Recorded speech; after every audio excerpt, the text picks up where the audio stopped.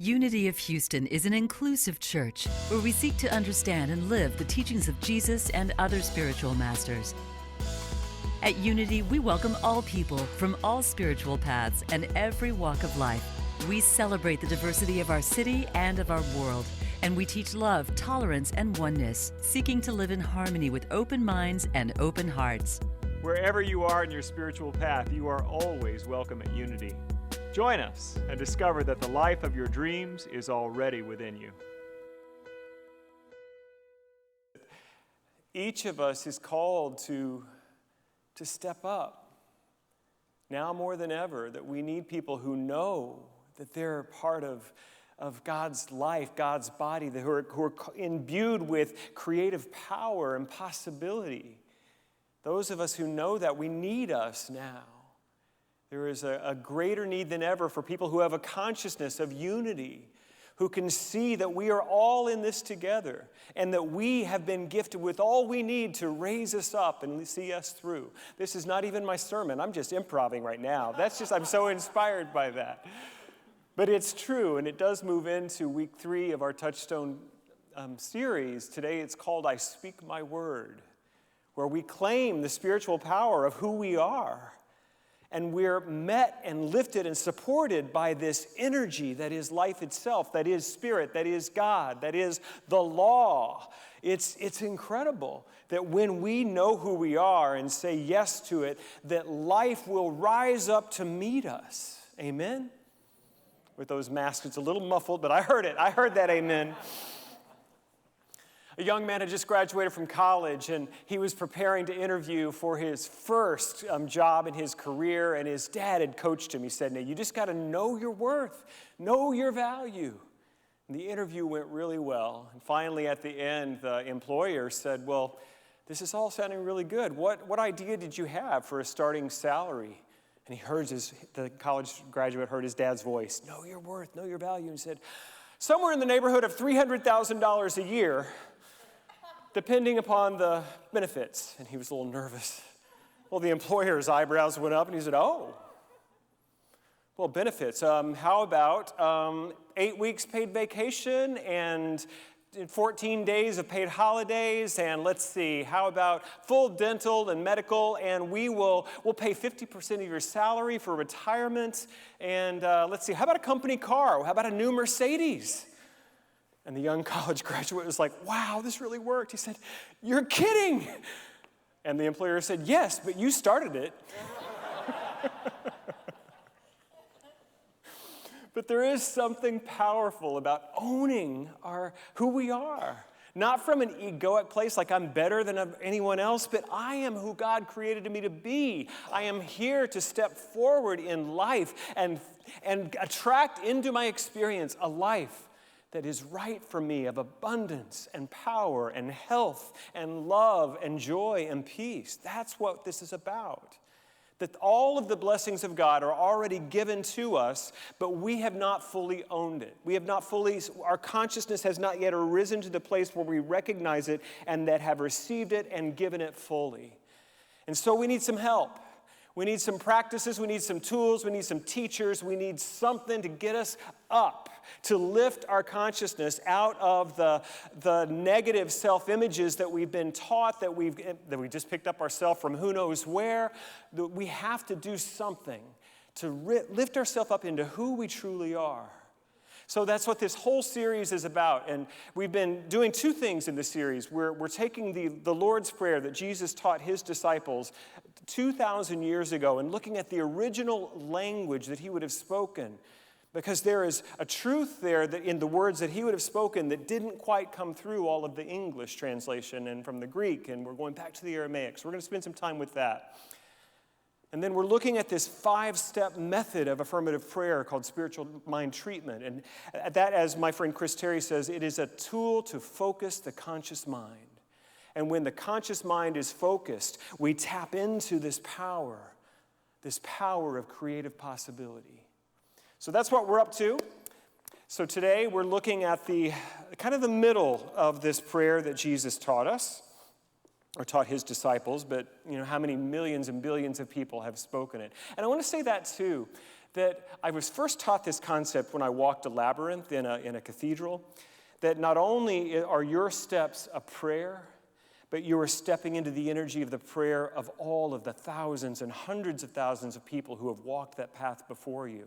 And every time we take up this prayer, we might call it the Our Father, the Lord's Prayer, not only are we connecting to our personal energy, but we're connecting to the energy of the billions of souls who have stepped into this prayer that is designed to do exactly what we're talking about, lift our consciousness into our true identity.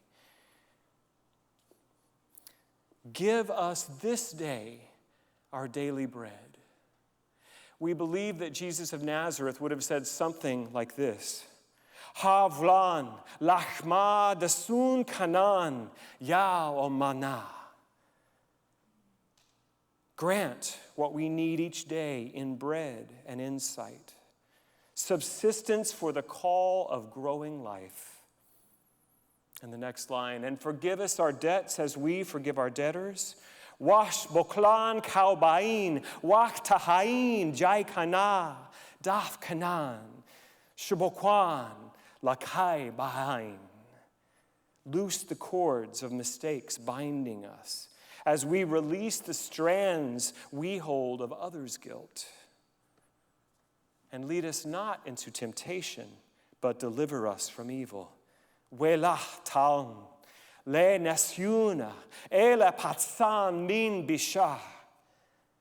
Don't let surface things delude us, but free us from what holds us back from our true purpose.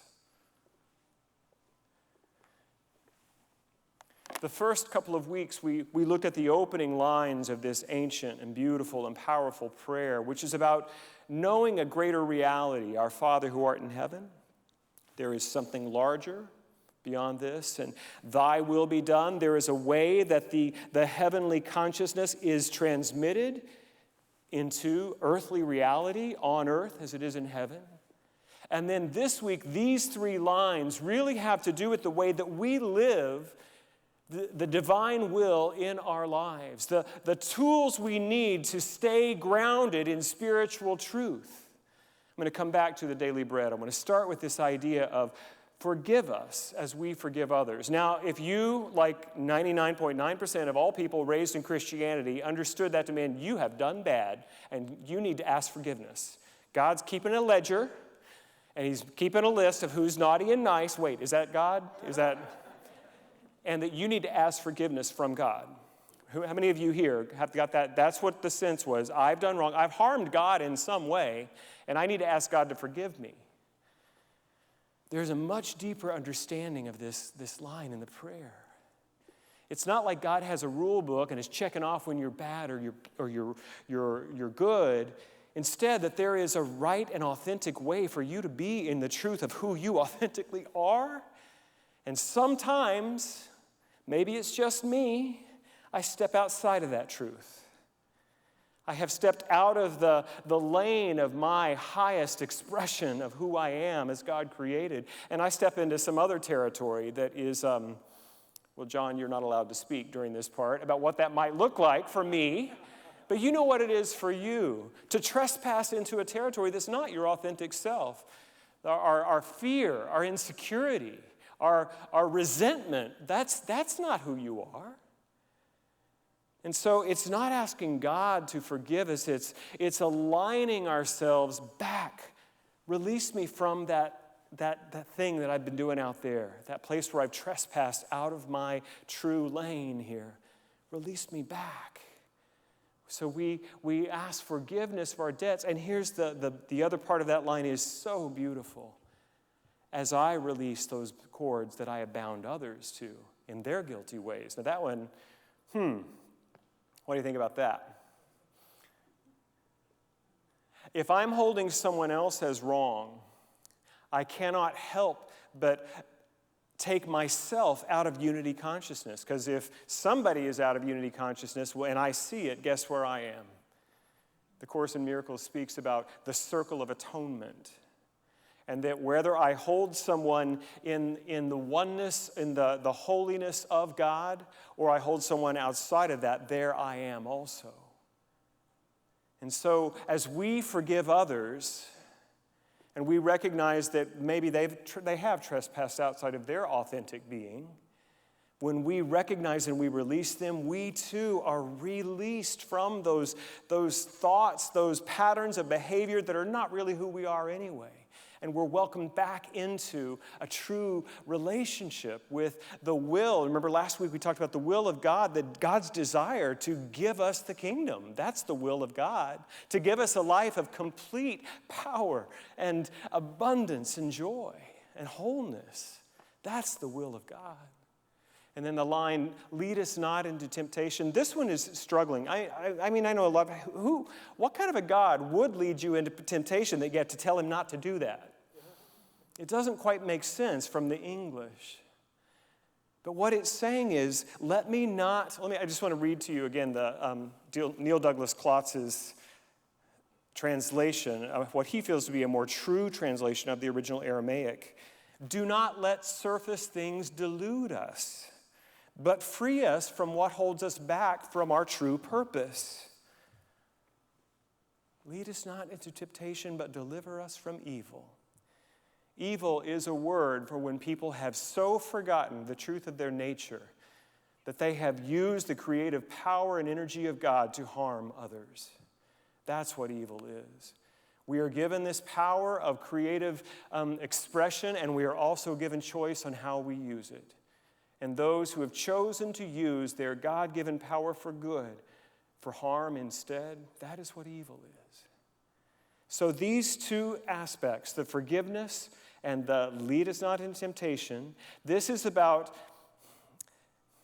taking our attention and our activity and our thought from anything outside of who we truly are and the way it really is as one power, one presence expressing in wholeness and perfection. And now back to that first line. Give us this day our daily bread. You know, it doesn't say, if today is bread day, God, then please. If is today the day we get bread? If so, then I would like some if it's not too much trouble.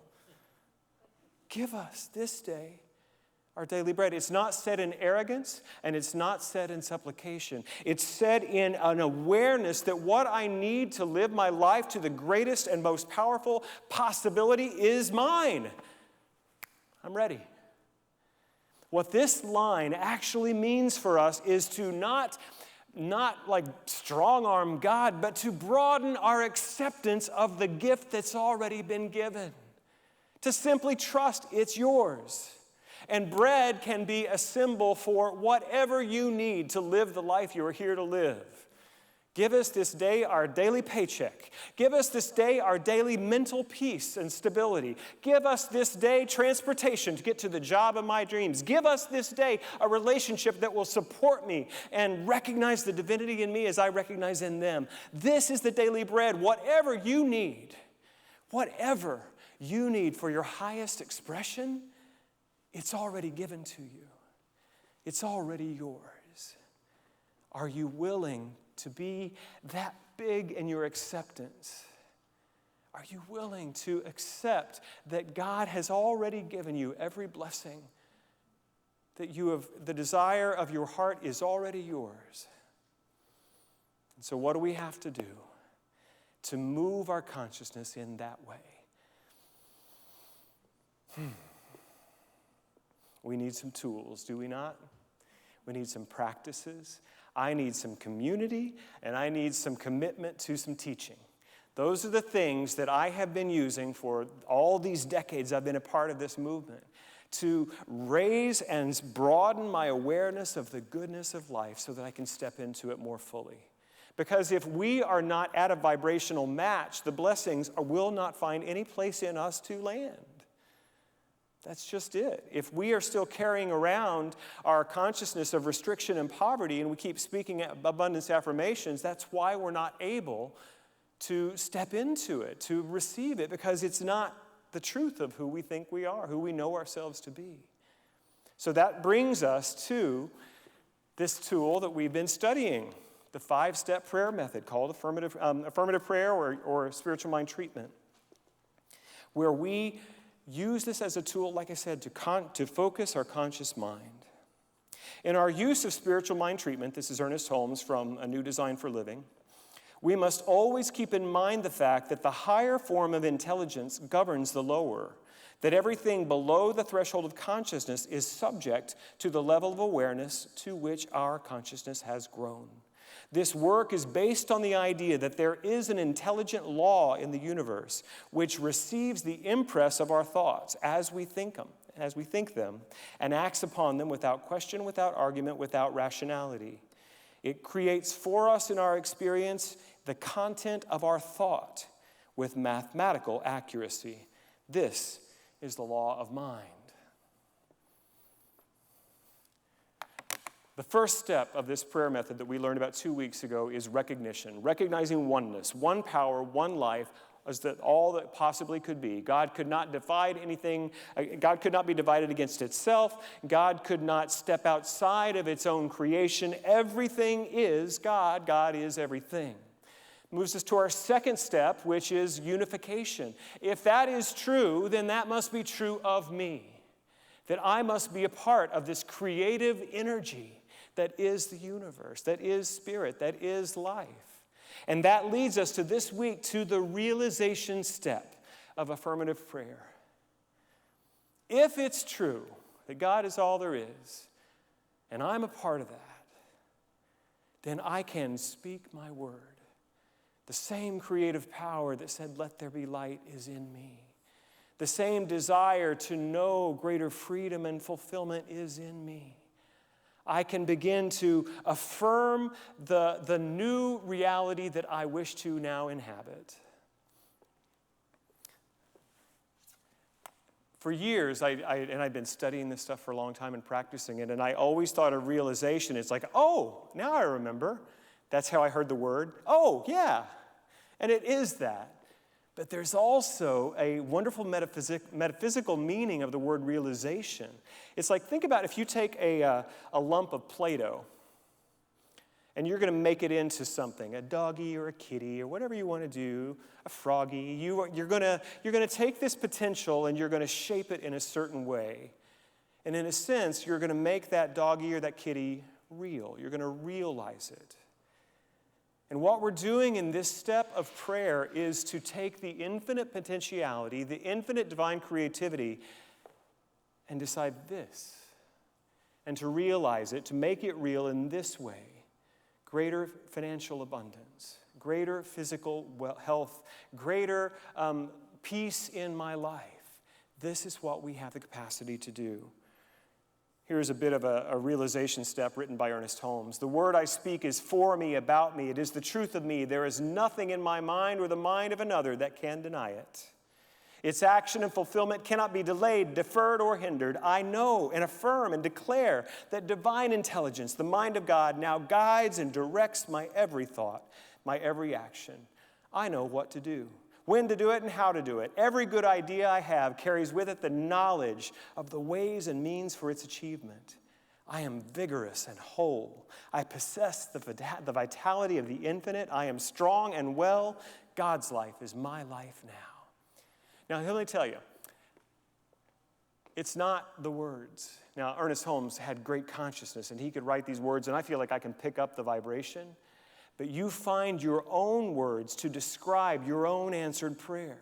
You find your own words that move your heart into that vibration of recognizing the truth of who you are. The need reveals the prayer.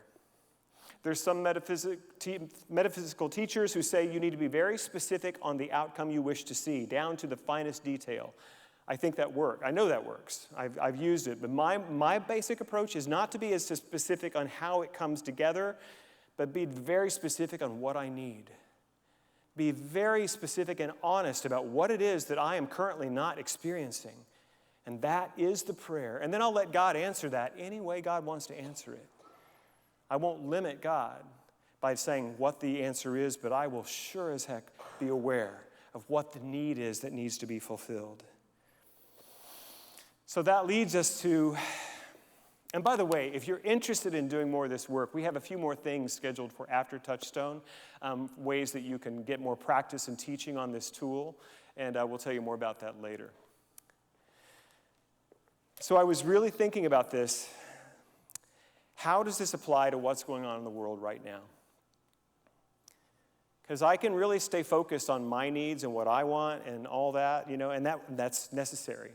I mean, if you don't have the money to pay the rent, that's where your focus should be. To use this spiritual teaching to generate that which is needed. Give me this day my daily bread. If that's where you're at, this is what it's for. But many of us have the daily bread in that level kind of handled, and what we're being asked to do is, what is mine to do to help heal this crazy world? What is mine to do to step into these times of such uncertainty and discord? How can I be a part of a solution? And so that's the need, right? And the prayer becomes, show me. Show me what is mine to do. Last week I talked about Carolyn Mace and how she said, our prayer is always, God, come down here and fix these people. God, come down here and save us from this mess. And instead, our prayer should be, God, show me how to be your hands and feet on earth, to do what is mine to do, to be a part of the healing. Our founder, Charles Fillmore, on his 94th birthday, or not if it was on his birthday, but when he was 94 years old, he said this. It's one of my favorite quotes. I fairly sizzle with zeal and enthusiasm as I spring forth with a mighty faith to do the things that ought to be done by me. At 94. How many of you are springing forth? How many of you are sizzling with zeal and enthusiasm to step into the healing of planet Earth? But to do what yours, it's possible for you to move into that kind of an understanding and that kind of a willingness. Ernest Holmes says, man is God in action, and we must know this, believe this, and act from this premise. Then we never plead with God to do something for us. Rather, we rise in the integrity of our own being, and thinking rightly, we move into action, producing the good we need. As we perceive the eternal process of our inner self as God thinking through us, we become conscious of great possibilities and become co-creators with the Almighty of a good world filled with good people living in justice, peace, and love.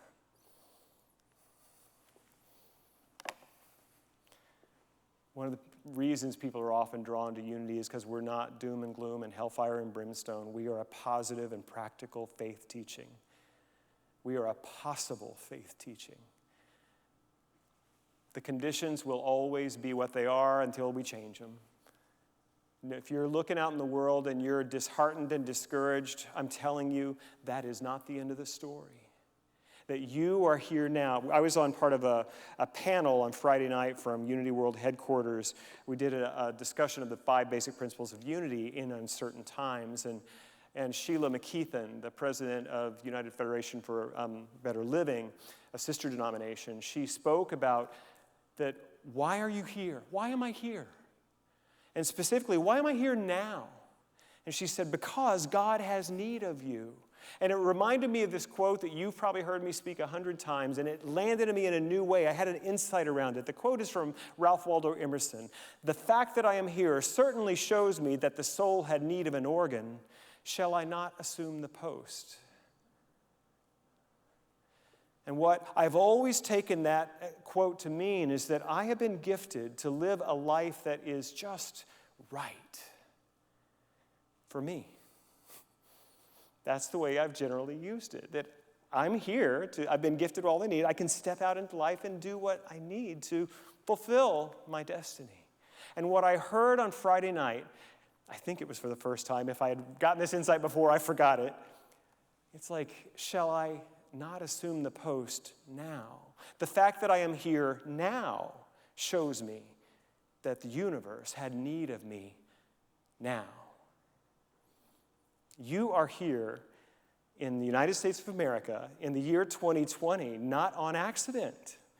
You are here because God has need of your consciousness, your willingness now to be a part of a birth of some greater good. And guess what? Starting Tuesday here in Houston, you get to vote.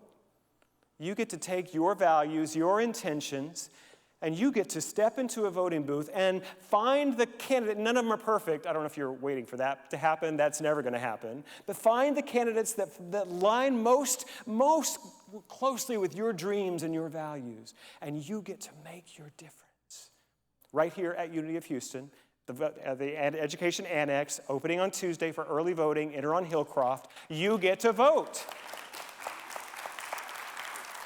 And all over this city and wherever you are in the United States of America, you're given an opportunity to pray and move your feet and to be a part of some birth, of some new resonant possibility of life on planet Earth. That's what we're about. Every week I've been closing with, I got a little worked up, I'm running a little behind, but Gary, if you wouldn't mind coming out to the piano, I've been ending the sermon not by, go get them, but rather with a little bit of a five-step affirmative prayer. I want to demonstrate this practice, which is so near and dear to my heart. This is my primary spiritual practice and has been for almost 30 years. So I don't do it perfectly, but what I do, like I said, is I just find the way to move through these steps, finding words that move my heart. And I just ask for your agreement and your consent to what I'm about to pray right now in this moment. There is only one life, one power, one infinite presence for good. I call it God because that's the biggest word I know, but the name is not the thing. It is beyond, beyond, beyond. But it is good, good, good. This I know, and this I have experienced, and this I now proclaim, that this one infinite life is good, good, good, whole and perfect. And I know that there is nothing for me to be but an expression of this goodness and this wholeness and this perfection. I am one. I unify my consciousness with God consciousness, my mind with God's mind right now. And so therefore I can proclaim the words of my realization. There is nothing happening in this world, in this country, in this city, in these homes represented here, but God's potential and possibility. Right now, I see that everyone within the sound of my voice is rising up with some new vibration of possibility thinking, stepping into some greater willingness to be a part of the solution rather than a complainer about the problem. That we are rising up in consciousness, prepared to move out into action and intention, to lift our world, to heal our world, to unite our world. The truth is, this world is already united, but many have forgotten, and right now I remember. I remember there is only one life, one presence, expressing perfectly as all beings. No one is outside of this circle of God's good. In my heart and mind, I call us back into the circle of love, into the circle of humanity, into the circle of God's goodness. I speak a word of blessing upon this election process, a word of protection and safety. I speak a word of right function at every level. I speak a word of people being inspired to vote in the way that is right for them, for their expression. That the outcome is assured, it is the highest and best for all. That the evolution of God's own being is being demonstrated now. I am so grateful to know this is not just an idle wish or a fantasy. This is the truth that has been spoken. And with all those with me now in agreement, we can simply release this word and let it be. And so it is. Amen. Thank you for watching this message today. I'd like to invite you to join us in person here on campus at Unity of Houston for Sunday morning or Wednesday evening services.